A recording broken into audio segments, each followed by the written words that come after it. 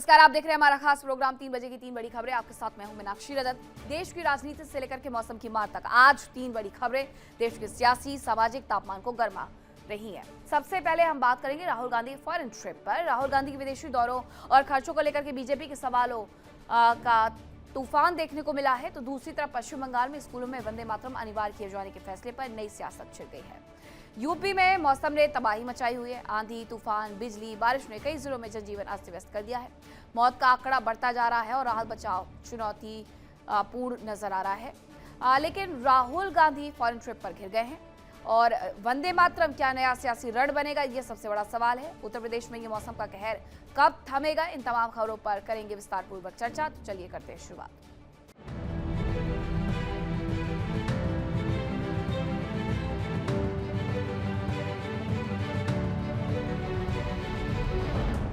तो राहुल गांधी की विदेश यात्रा पर सवाल खड़े हो गए हैं। कमाई 11 करोड़ तो खर्च 60 करोड़ का कैसे? 22 साल में 54 विदेश यात्राएं की बीजेपी ने कहा कि फंडिंग पर राहुल गांधी को जवाब देना चाहिए कि उनकी फंडिंग आखिरकार कहां से हो रही है। कांग्रेस के पूर्व अध्यक्ष राहुल गांधी एक बार फिर राजनीतिक रडार पर हैं और इस बार निशाने पर है। उनके विदेशी दौरे और उन पर हुए भारी भरकम खर्च। बीजेपी सांसद संबित पात्रा ने प्रेस कॉन्फ्रेंस में ऐसा डेटा सामने रखा जिसने सियासी हलकों में भूचाल ला दिया। सवाल सीधा, फंडिंग कहां से हुई? संबित पात्रा के मुताबिक 2004 से 26 के बीच में राहुल गांधी ने करीब 54 निजी विदेशी यात्राएं की। इन यात्राओं पर लगभग 60 करोड़ रुपए खर्च होने का दावा है। अब सबसे बड़ा सवाल यही है कि राहुल गांधी की घोषित आय पिछले 10 सालों में 11 करोड़ है, तो फिर 60 करोड़ के विदेशी दौरों का खर्च आखिर कैसे उठाया? बीजेपी का आरोप है कि इन यात्राओं में न तो कोई सरकारी दौरा था, न संसदीय ड्यूटी थी, फिर भी रिकॉर्ड में Italy, America, Britain, Germany, Singapore, UAE जैसे देशों के दौरे दर्ज है। सबसे बड़ा सियासी बम यही है। बीजेपी पूछ रही है कि इन यात्राओं का फंडिंग रूट आखिर अब तक सार्वजनिक क्यों नहीं किया गया। कांग्रेस की तरफ से अभी तक इन आरोपों पर कोई जवाब सामने नहीं आया, लेकिन राजनीतिक माहौल पूरी तरीके से गर्म है। सवाल सीधा है कि ये सिर्फ विदेशी दौरे हैं या फिर राजनीति का नया फंडिंग फाइट एंगल है। नजरें रहेंगी अब कांग्रेस के जवाब पर, क्योंकि आरोप गंभीर है और सियासत और भी ज्यादा तेज हो गई है। संबित पात्रा ने क्या कहा, वो सुनिए पहले। क्या एफसीआरए सेक्शन 6 का परमिशन राहुल गांधी जी ने ये 54 जो फॉरेन यात्रा हमने लेजर में बताया है उसमें लिया था? दूसरा, अगर नहीं लिया था, पर्सनली गए, तो bank statement, credit card, forex purchase trail वो कहां है, वो दिखा दीजिए। थर्ड, सेक्शन 29(6) में आईएनसी, इंडियन नेशनल कांग्रेस का वो लाइन इलेक्शन कमीशन में दिखा दीजिए जहां आपका खर्चा कांग्रेस वहन कर रही है। Fourth, income tax entry section 69A के अंतर्गत आपने इनकम टैक्स में ये डिस्क्लोज किया है, दिखा दीजिए।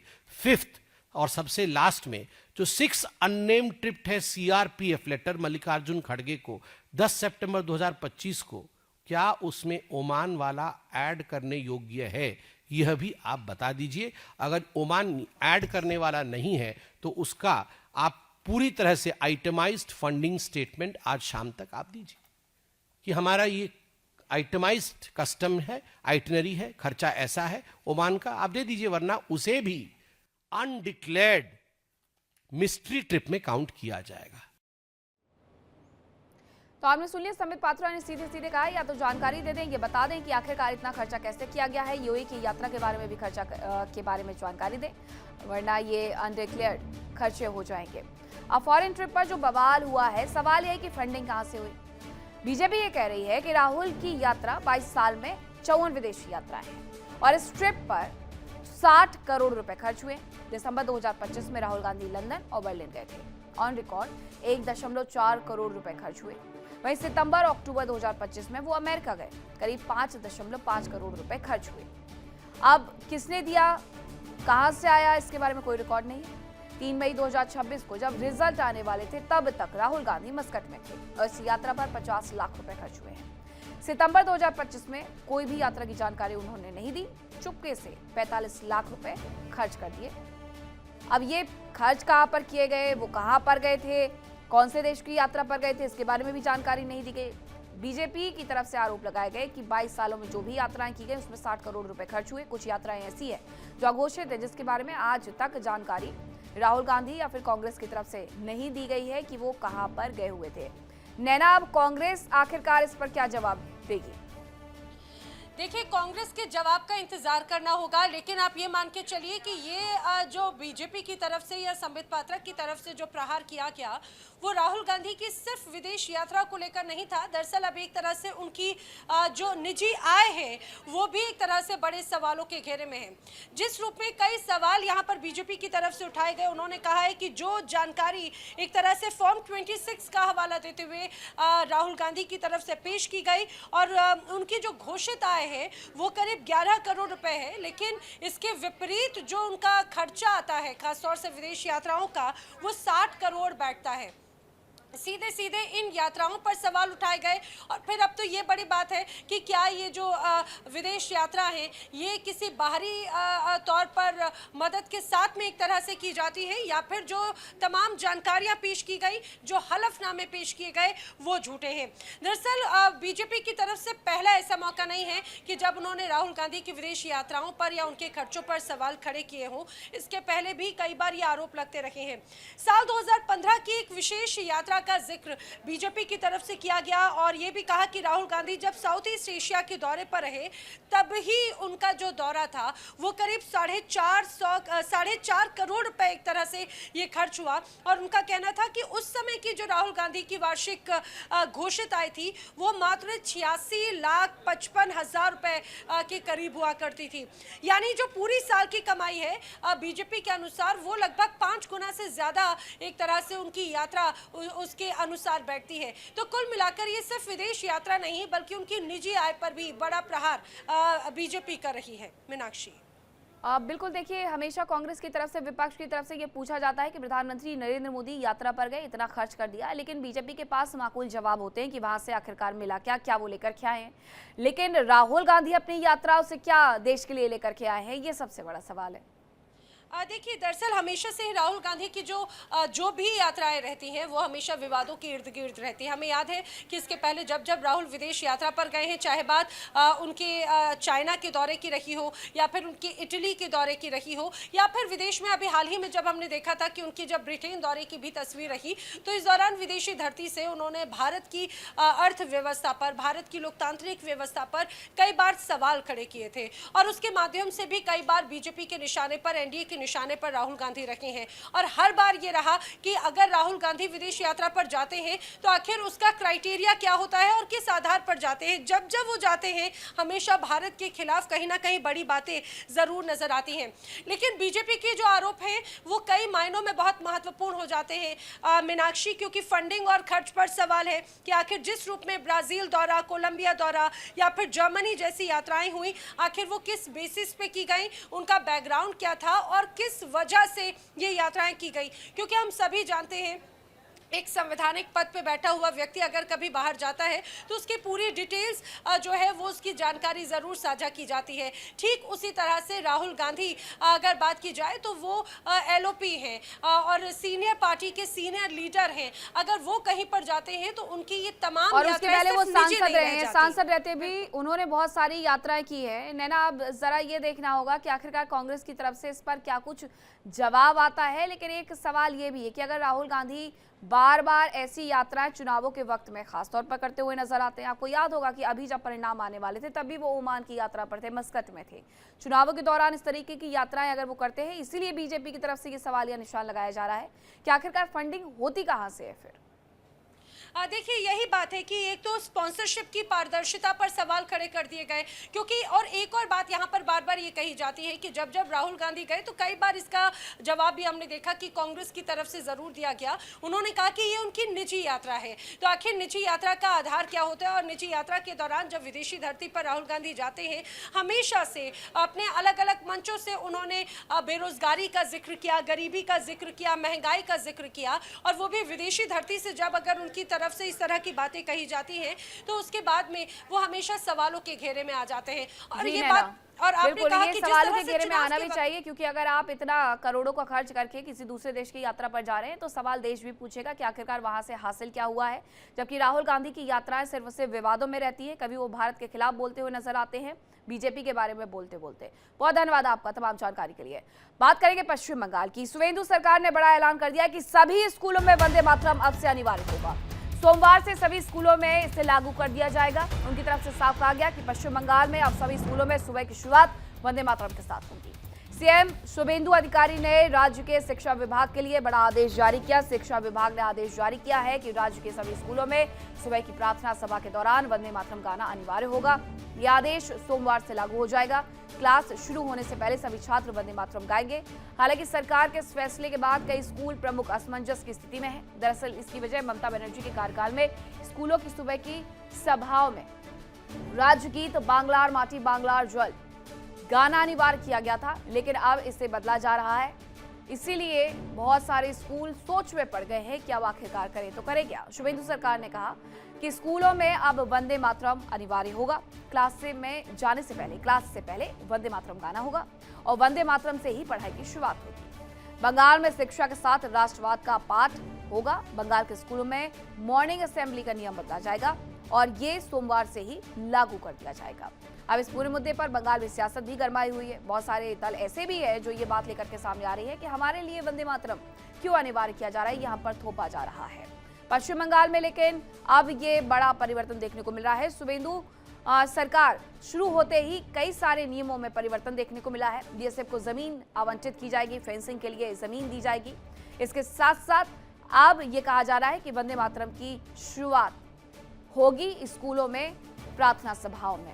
अमरदेव पासवान संवाददाता हमारे साथ जुड़ गए हैं। अमरदेव, अब प्रतिक्रियाओं का दौर भी ऐसे में शुरू हो गया होगा। सबसे पहले ये बताइए कि सरकार ने अपने फैसले में और क्या कुछ कहा है और क्या इसे मदरसों में भी लागू किया जाएगा स्कूलों के साथ साथ, और दूसरी तरफ ये सिर्फ सरकारी स्कूलों के लिए है या प्राइवेट स्कूलों के लिए भी होगा, और विपक्ष क्या कह रहा? देखिए, अभी फिलहाल ये फैसला जो है वो जो है सरकारी मान्यता प्राप्त जो स्कूल हैं उन स्कूलों में है जो है वो लागू करने का जो है बात कही किया है मुख्यमंत्री शुभेंदु अधिकारी ने। और उन्होंने साफ कह दिया है कि इस बार जो है सोमवार से जो जिस तरीके से सुबह सुबह जब स्कूल खुलेंगी और वहाँ पर जो प्रार्थना सभा जो होगी तो वो जो है वंदे मातरम के जो है गीत से होगी। क्योंकि वंदे मातरम जो गीत है खुद जो है बंगाल की धरती पर जन्मे एक देश के महानायक जो हैं बंकिम चंद्र चट्टोपाध्याय, उन्होंने लिखा था 1870 से 75 के बीच में। और इस गीत को अगर गाने की हम बात करें तो रविंद्रनाथ टैगोर ने 1896 में जो है कांग्रेस का जो एक अधिवेशन चल रहा था कोलकाता में, उस अधिवेशन में इस गीत को गाया था। और तो ये जो है साफ तौर पे ये कहा जा सकता है कि बंगाल की जो मिट्टी से जन्मे वो दो महानायकों ने इस गीत को गाया और इस गीत को लिखा। और आज जो है शुभेंदु अधिकारी इस गीत को जो है अनिवार्य कर रहे हैं हर स्कूल में जो है सुबह का जो है प्रार्थना सभा में। तो ये बहुत बड़ी बात है और इसको हर किसी को मानना चाहिए। फिलहाल जो है इसकी जो पिछली सरकार जो थी, ममता बनर्जी की जो सरकार, उस समय जो है ये नारे जो गीत थे ये गीत नहीं जो है गाए जा रहे थे और कुछ और गीत गाया जा रहा था। तो कहीं ना कहीं जो है अब ये जो है गीत जो है अनिवार्य किया गया है, जो है राष्ट्रीय गीत है हमारे देश का और एक महान गीत के रूप में भी जो है प्रचलित है। तो एक बहुत बड़ी चीज है। तो कहीं ना कहीं जो है यहाँ की जो जनता है, बंगाल की जनता, जो जिनके मन में जो है देशभक्ति जगती है, तो वो साफ इस जो है इस गीत को लेकर जो शुभेंदु अधिकारी ने जो अनिवार्य किया है तो उसका समर्थन में है। वहीं दूसरी ओर जो है इस गीत का जो जो जो मायने जो रखा जा रहा है, तो कहीं ना कहीं जो है शुभेंदु अधिकारी का ये जो है संदेश है कि जो भी स्कूल में जो बच्चे जो पढ़ रहे हैं उनके दिलों में देशभक्ति की ललक जगे, उस उद्देश्य से जो है इस जो है गीत को जो है अनिवार्य किया गया है। और देशभक्ति से जुड़े जो भी जो महानायक हैं जो हमारे बंगाल से जुड़े हों, चाहे वो कहीं और इसी राज्य से जुड़े हों, तो उनको उनके बारे में भी जो है स्कूल में जो पढ़ रहे जो छात्र हैं वो जान पाएंगे। वो उनकी जो है जो भी जो कार्य क्षेत्र थे वो चीजों की जो है बंगाल के लिहाज से तो ये बहुत अच्छा फैसला है, जैसा आपने समझाया अभी कि बंगाल में ही वंदे मातरम का जन्म हुआ, वहां पर तो और ज्यादा सम्मान मिलना चाहिए। हालांकि इसकी शुरुआत बहुत पहले से हो जानी चाहिए थी, हर जगह और हर कार्यक्रम के पहले उसका गायन होना चाहिए था। लेकिन अब जब सरकार वहां पर बदली है तब जाकर के ये नियम लागू हो रहा है। विपक्ष क्या इस पर कोई प्रतिक्रिया देते हुए नजर आ रहा है? देखिए, अभी तक जो है विपक्ष की तरफ से कोई भी बयान अभी सामने नहीं आया है, लेकिन जो है अभी चर्चा का माहौल जरूर गर्म है। क्योंकि कुछ लोग जैसे कि टीएमसी के लोग जो थे वो इस जो है राष्ट्रीय गीत से काफी जो है विरोध करते थे, और शायद यही कारण रहा कि उन्होंने जो है स्कूलों में जो है सभा के दौरान जो है इस गीत को अनिवार्य नहीं किया, और किसी और गीत के द्वारा जो है सभा करवाई। तो कहीं ना कहीं उनका जो विरोध तो था ही, उनका जो है इस बार तो अभी फिलहाल उनका विरोध जो है खुलकर सामने नहीं आया है, ना ही उन्होंने इस चीज को लेकर जो है प्रतिक्रिया दी है। लेकिन कहीं ना कहीं ये देखा जा रहा है कि बंगाल की जनता इस जो है मुख्यमंत्री शुभेंदु अधिकारी के इस फैसले से काफी खुश है और उनका समर्थन भी कर रही है। आगे आने वाले वक्त में क्या इसका विस्तार किया जा सकता है? आपने कहा कि जो मान्यता प्राप्त सरकारी स्कूल है सिर्फ वो, उसके बाद क्या निजी स्कूलों में भी लागू करने की कोई योजना या सरकार के द्वारा ऐसा अपने वक्तव्य में कुछ शेयर किया गया हो? देखिए, मैं आपको बता दूं कि जिस तरीके से बंगाल में चाहे वो प्राइवेट स्कूल हो चाहे वो सरकारी स्कूल हो, तो उनको जो है सरकार के द्वारा जो है मान्यता प्राप्त जो है एक जो है लाइसेंस उनको लेना पड़ता है, तभी वो जो है स्कूल चला सकते हैं। तो कहीं ना कहीं जो है उन प्राइवेट स्कूलों में भी ये मान्य होगा, और जिसका जो है उनको अपने जो सभा के दौरान जो है स्कूल में ये जो है गीत को गाना जो है अनिवार्य करना पड़ेगा। तो जो भी ये जो फैसला है, ये फैसला सरकारी स्कूलों के अलावा जो है प्राइवेट स्कूलों में भी जो है देखने को मिलेगा, और इसको लेकर जो है काफी चर्चा का माहौल भी काफी गर्म है, और हर कोई जो है इस जो है आदेश को जो है अच्छा, इसके पहले जो ममता समर्थन। बनर्जी के कार्यकाल में स्कूलों की सुबह की सभाओं में राज्यगीत गाया जाता था, बांग्लार माटी बांग्लार जल, तो क्या ये भी उसी के साथ कंटिन्यू किया जाएगा या फिर इसे रिप्लेस किया जा रहा है वंदे मातरम के माध्यम से? देखिए, पहले की जो सरकार थी टीएमसी सरकार, उस समय जो है बांग्लार माटी बांग्लार जो है इस तरीके से ये जो गीत जो थे वो जो है जारी किए गए थे। तो उस गीत के अलावा जो है वो गीत तो अभी फिलहाल तो है नहीं गाए जाएंगे, लेकिन अब जो है वंदे मातरम जो है वो गीत जो है स्कूलों में गाया जाएगा, और भी प्रार्थना सभा के दौरान। तो ये सरकार ने रिप्लेस करने के बारे में भी कहा है क्या अमरदेव? थोड़ा सा क्लैरिटी। अभी तक जो है इस बारे में अभी तो जो है कुछ कहा नहीं गया है, लेकिन शुभेंदु अधिकारी ने जो है ये जरूर कहा है कि अब जो है जितने भी सरकारी स्कूल हैं, वो जो भी सरकारी मान्यता प्राप्त स्कूल हैं, चाहे वो प्राइवेट हों, तो उन स्कूलों में जो है प्रार्थना सभा जो होगी, तो उस प्रार्थना सभा में जो है वंदे मातरम का जो गीत है वो अनिवार्य होगा।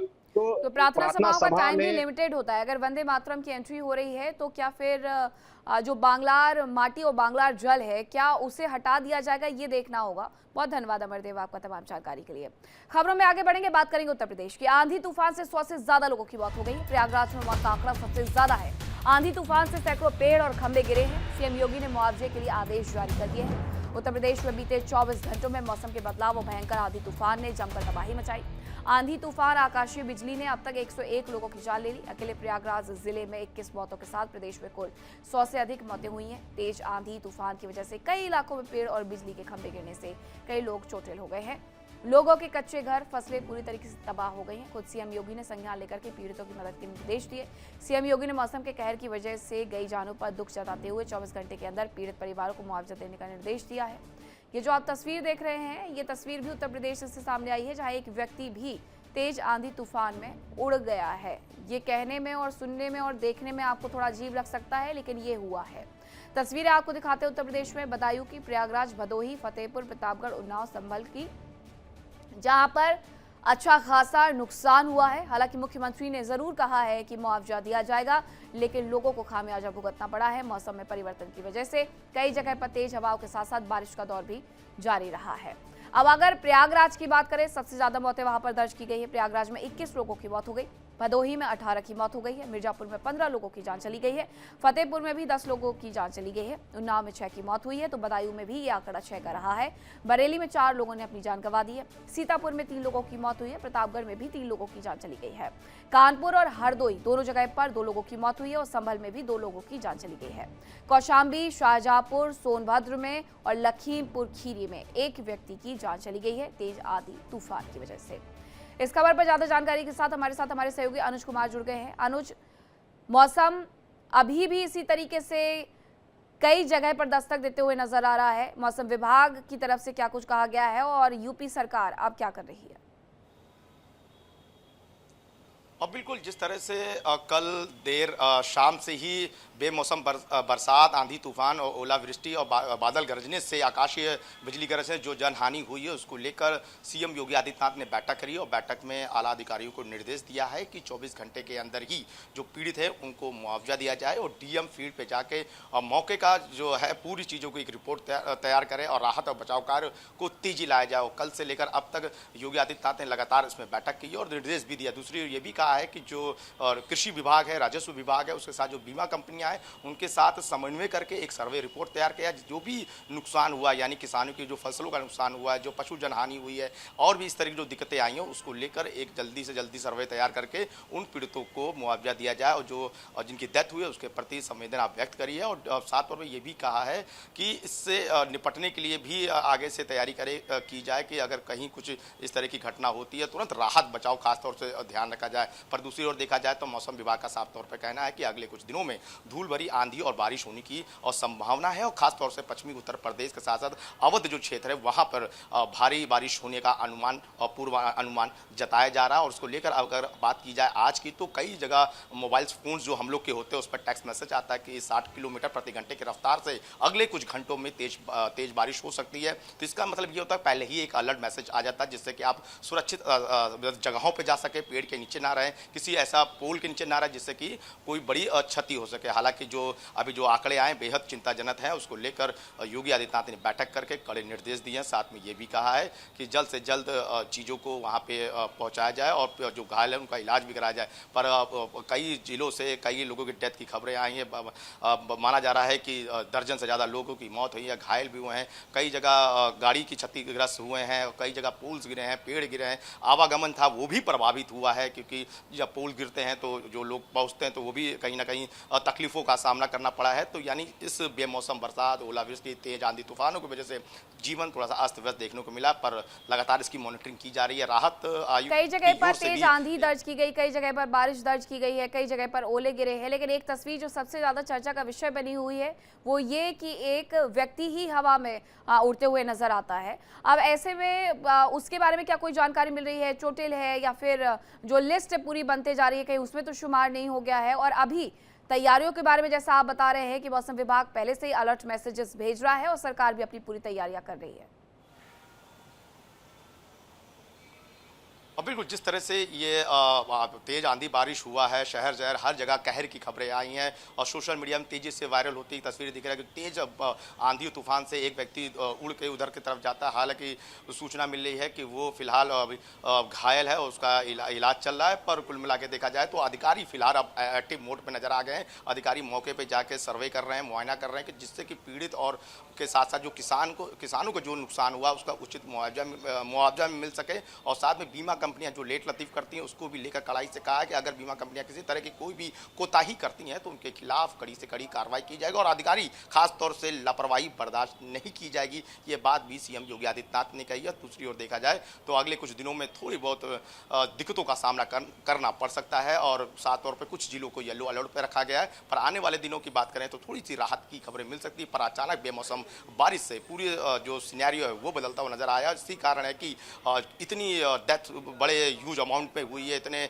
बड़े लोग घायल हुए हैं और ये खबरें सुबह से ही अखबारों की सुर्खियां बनी हुई हैं कि बेमौसम बारिश के कारण काफ़ी लोगों को दिक्कतों का सामना करना पड़ा। कल खुद मैं ही 2 बजे आसपास में निकल रहा था न्यूज़ कवरेज करके प्रतीक यादव की डेथ को लेकर, तो बहुत तेज आंधी आई थी जिससे कि मेरी खुद की गाड़ी भी डगमगा गई। कहीं हम लोग सुरक्षित स्थान पर गाड़ी को रोक के, क्योंकि यूनिट की सबसे बड़ी जिम्मेदारी हो तो यूनिट को लेकर भी हम लोग पार्क की तरफ बढ़े जिससे कि किसी तरह की कोई दिक्कत ना हो। तो यानी अचानक से मौसम बदला है। खबर है क्योंकि जब मौसम की बरसात होती है तब भी इतनी आंकड़ा दर्ज नहीं किया जाता है। 100 से ऊपर मौतों का आंकड़ा यानी अपने आप में कल का दिन लोगों पर हावी रहा है।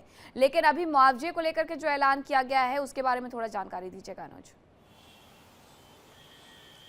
बिल्कुल जिलाधिकारियों को साफ तौर पर कहा गया है कि जो भी पीड़ित है और जो भी घायल हैं तो उनको सर्वे करके उनको जो लोग हैं उनको पहले तो इलाज कराया जाए और राहत बचाव कार्य जिनकी डेथ हो चुकी है उनके परिजनों को उचित मुआवजा दिया जाए। जो फसलों का नुकसान हुआ, किसानों का नुकसान, उसकी भी मुआवजे की बात की गई। साफ तौर पर ये कहा कि बीमा कंपनियां साथ में मिलकर जो राजस्व विभाग है, कृषि विभाग है, समन्वय करके यानी ज्वाइंट पूरा सर्वे करेंगे और सर्वे के आधार पे ही जल्द से जल्द उनको ये लाभ पहुंचाया जाए। और 24 घंटे के अंदर ये बात कहा है सीएम योगी आदित्यनाथ जी ने कि 24 घंटे के हमें पूरी ये रिपोर्ट चाहिए, यानी 24 घंटे के अंदर जो पीड़ित हैं, जो मृतक हैं, उनको उचित मुआवजा मिल सके और आगे की जो प्लानिंग है उसको एग्जीक्यूट किया जाए। तो यानी साफ तौर पे और डीएम के साथ और बिल्कुल, ताकि अन्य ऐसी विभाग के लोग परिस्थितियों हैं से उनको भी निपटने के लिए थोड़ी सी जो तैयारी है वो लोगों की जिंदगी को सुगम बना सके। बहुत धन्यवाद अनुज आपका तमाम जानकारी के लिए। तो खबरों में फिलहाल रुकने के छोटे से ब्रेक के लिए कहीं मत जाएगा, खबरों का सिलसिला लगातार जारी है। इंडिया डेली अब आपके स्मार्ट टीवी पर भी मौजूद है। देखिए इंडिया डेली 24/7 अब आपकी स्मार्ट टीवी पर। इंडिया डेली मौजूद है सभी डिजिटल प्लेटफॉर्म पर लाइव और लगातार। इंडिया डेली 24/7 हर दिन राष्ट्र को समर्पित।